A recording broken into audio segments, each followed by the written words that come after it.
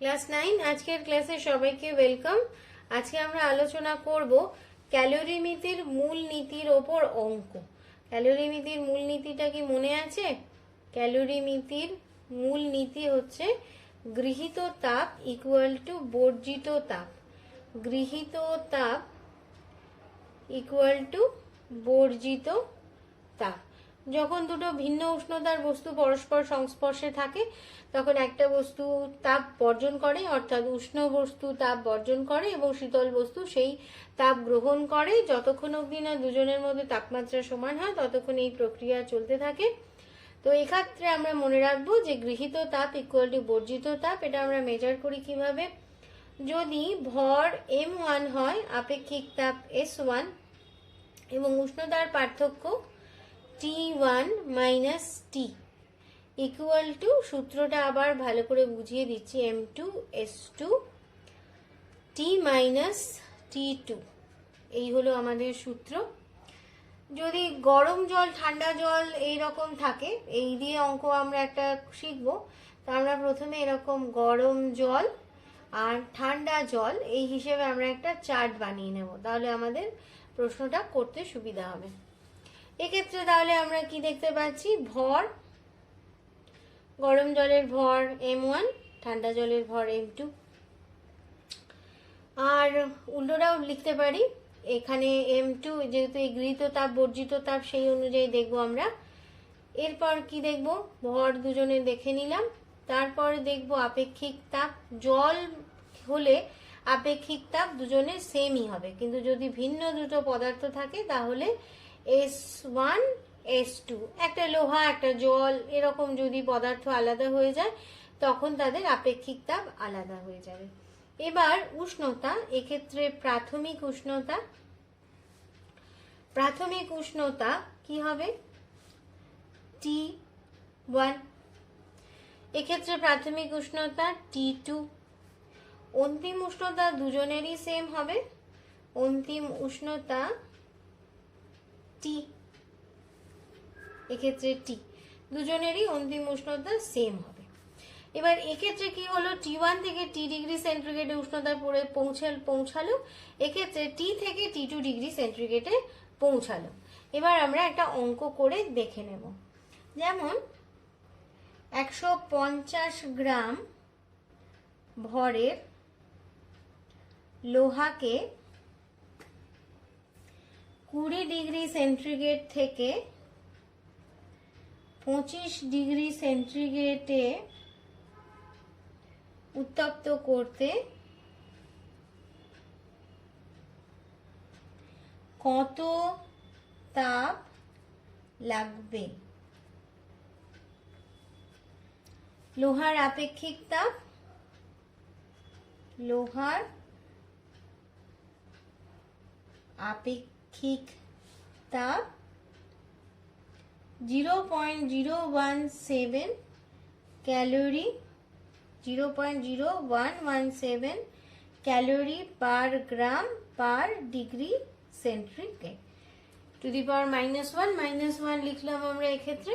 তাহলে আমার যে সূত্র, এক্ষেত্রে গৃহীত তাপ, লোহাকে আমি উত্তপ্ত করছি 20 থেকে 25 ডিগ্রি, তাহলে লোহা তাপ গ্রহণ করবে।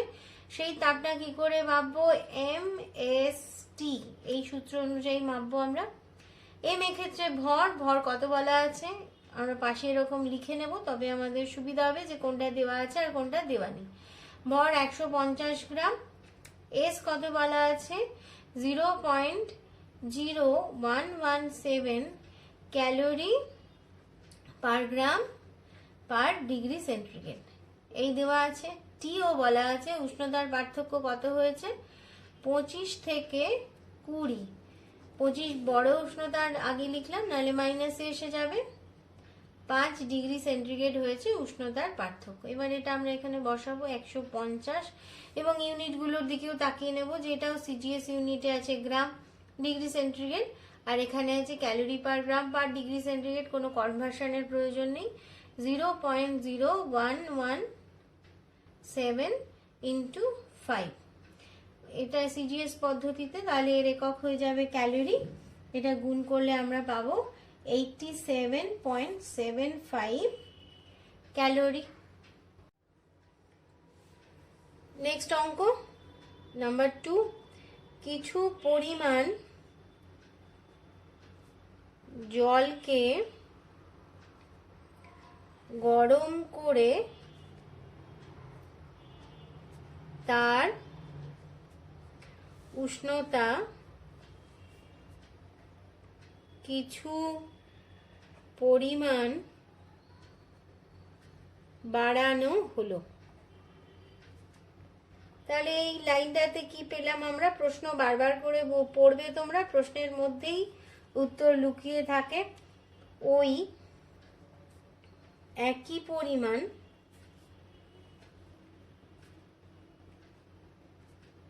লোহাকে নিয়ে একই পরিমাণ উষ্ণতা বাড়ানো হলো। একই পরিমাণ উষ্ণতা বাড়ানো হলো। দুটি ক্ষেত্রে প্রযুক্ত তাপের অনুপাত নির্ণয় করো। দুটি ক্ষেত্রে প্রযুক্ত তাপের পরিমাণ নির্ণয় করো। কি কি বলে দেওয়া আছে? জলের আপেক্ষিক তাপ,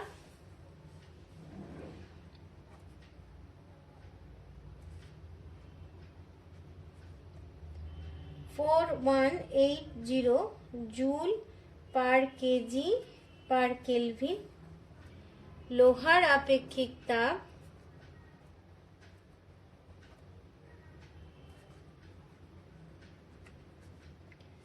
0.117 ক্যালোরি। ও লোহার আপেক্ষিক তাপ, এটা এসআই পদ্ধতিতে হবে, 480 joule per kg per kelvin. এবার আমরা প্রশ্নটা ভালো করে পড়বো, কি কি বলা আছে এবং কি কি নির্ণয় করতে হবে সেটা দেখব। কিছু পরিমাণ জলকে গরম করে তার উষ্ণতা কিছু পরিমাণ বাড়ানো হলো। ওই একই পরিমাণ লোহাকে নিয়ে একই পরিমাণ উষ্ণতা বাড়ানো হলো। দুটি ক্ষেত্রে প্রযুক্ত তাপের অনুপাত নির্ণয় করতে হবে। তাহলে এক্ষেত্রে ভরও বলে দেওয়া নেই, কতটা উষ্ণতা বেড়েছে তাও বলা নেই, নির্ণয় করতে হবে শুধু তাপের অনুপাত, আপেক্ষিক তাপটা বলা আছে। তো আমাদের যে সূত্র, আমরা ধরে নিচ্ছি যে H1 পরিমাণ তাপ লেগেছে জলের ক্ষেত্রে, তাহলে এটা আমি লিখলাম জল। জলের ক্ষেত্রে H1 পরিমাণ তাপ, ভর m, আপেক্ষিক তাপটা বলা আছে, এস এর জায়গায় বসালাম 4180, টি এর জায়গায় ধরে নিলাম টি। তাহলে এক্ষেত্রে আমি কি কি ধরলাম? এক্ষেত্রে ধরলাম যে জলে যে তাপ দিতে হবে, জলের প্রয়োজনীয় তাপ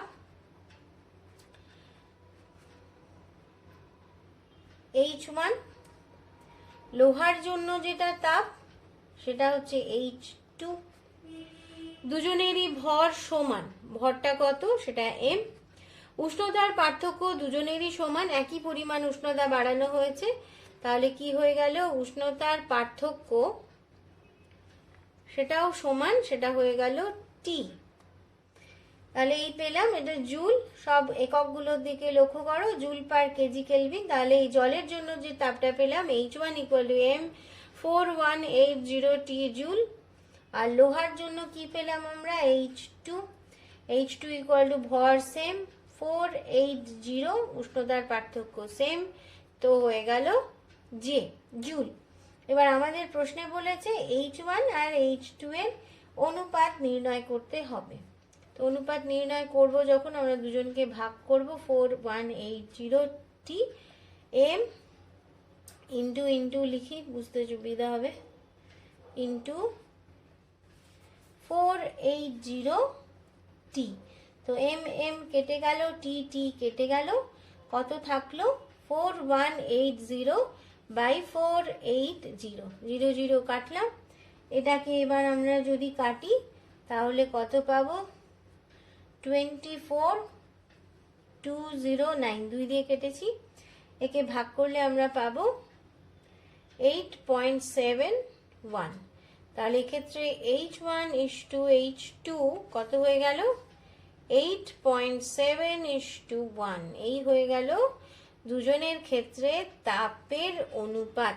লোহাকে এবং জলকে একই পরিমাণ, একই ভরের ক্ষেত্রে একই তাপ বৃদ্ধি করতে যে তাপ লাগবে তার অনুপাত 8.7:1।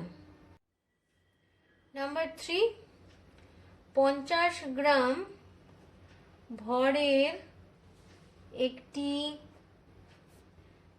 তামার বাটখারা উষ্ণতা 90 ডিগ্রি সেলসিয়াস। বাটখারাটি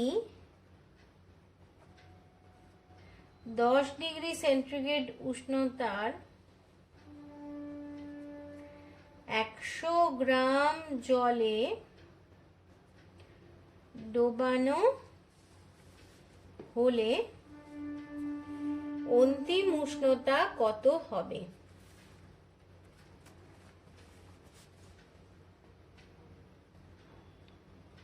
তামার আপেক্ষিক তাপ,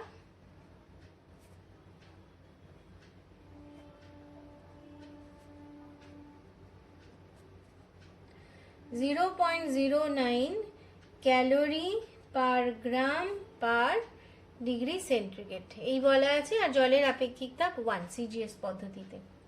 তো এই ক্ষেত্রে আমরা এইভাবে সাজিয়ে নেব। তামাটা গরম আর জলটা হচ্ছে ঠান্ডা। তাহলে এক্ষেত্রে আমরা লিখব গরম তামা এবং ঠান্ডা জল।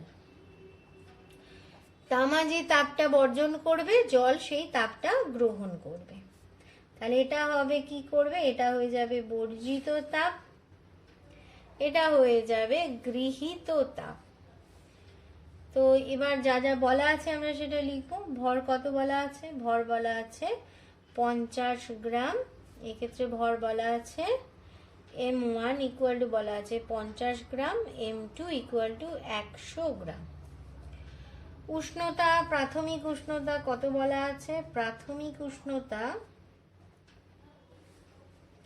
তামার ক্ষেত্রে কত বলা আছে? T1 equal to 90 degree centigrade. এক্ষেত্রে প্রাথমিক উষ্ণতা T2 equal to 10 degree centigrade.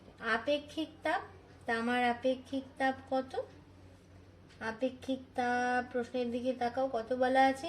S1 equal to বলা আছে 0.09 calorie per gram per degree centigrade. এক্ষেত্রে S2 কত? S2 আমরা জানি 1, বলে দেবানি, আমরা জানি 1 calorie per gram per degree centigrade. এবার আমরা অন্তিম উষ্ণতা কত হয়েছে সেটাই নির্ণয় করতে হবে। তাহলে নির্ণয় করতে হবে অন্তিম উষ্ণতা, সেটাকে আমরা ধরে নিলাম T। অন্তিম উষ্ণতা T ইকুয়াল টু কত? এবার সূত্র অনুযায়ী সাজাচ্ছি। গৃহীত তাপ ইকুয়াল টু বর্জিত তাপ। এখানে আমরা লিখে নেব শর্তানুসারে বা ক্যালোরিমিতির মূল নীতি অনুযায়ী M1S1 T1 minus T equal two M2 S2 T minus T2। মানগুলো বসাবো। M1 কত পেয়েছি? 50। S1 কত পেয়েছি? 0.09। আর এদিকে T1 কত পেয়েছি? 90 মাইনাস T। এদিকে কত? এটা 100। S2 1। এখানে পেয়েছি T মাইনাস কত? জলের উষ্ণতা 10। এই হয়ে গেল। এবার আমরা কি কি কাটাকুটি করতে পারবো সেটা দেখে নেব। আমরা 50 এবং 100 কে কাটতে পারবো। 50 100 কে কাটতে পারবো। এখানে পেলাম 2। এই 0.09 কে বাই 100 করতে পারবো। তাহলে 9 by 100, 90 minus T equal to 2 into T minus 10। ওই পেজে যা ছিল, যেখানে অবধি হয়েছিল সেটা এই পেজে নিয়ে এলাম। 9 ইন্টু 90 মাইনাস 90, অর্থাৎ 9T, 90 নয়, 9 ইন্টু T একে এবার গুণ করলে আমরা পাচ্ছি 9 নং 81 810 মাইনাস 90 ইকুয়াল টু 2 কে দিয়ে 100 কে গুণ করলে পাবো 200t মাইনাস 20 কে 100 দিয়ে গুণ করলে পাবো 2000 পেলাম।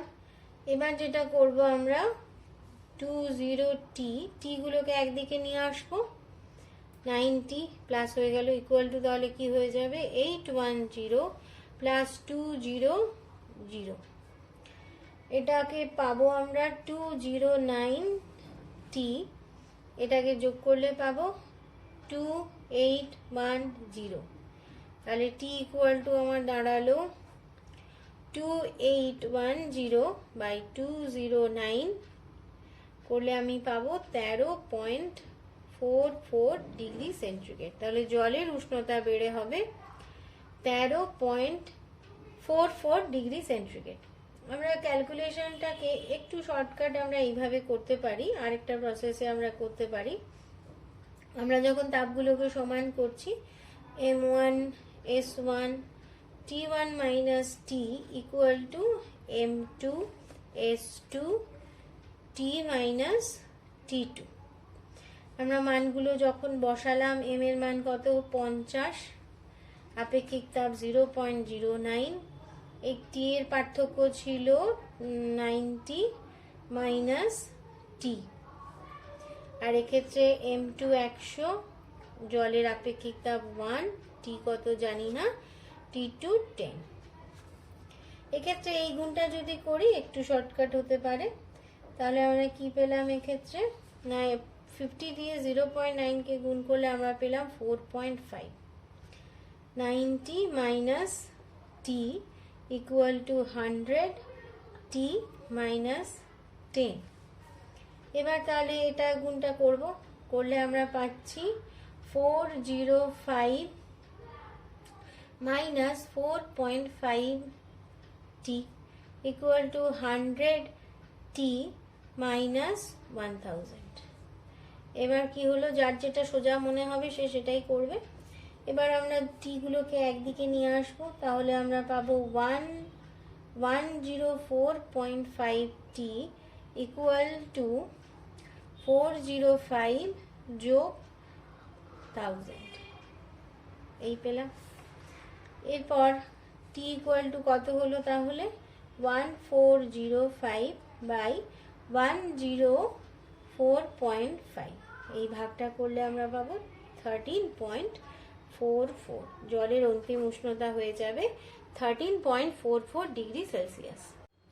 আজকের ক্লাস এই পর্যন্তই। এই অঙ্কগুলো দেখো এবং অন্যান্য কোশ্চেন ব্যাংক থেকে বা বইয়ের যে অনুশীলনী থাকে সেখান থেকে অঙ্ক করার চেষ্টা করো। কোনো অসুবিধা হলে আমাকে কমেন্ট করবে, নেক্সট ক্লাসে আমি আরো কিছু অঙ্ক করিয়ে দেবো।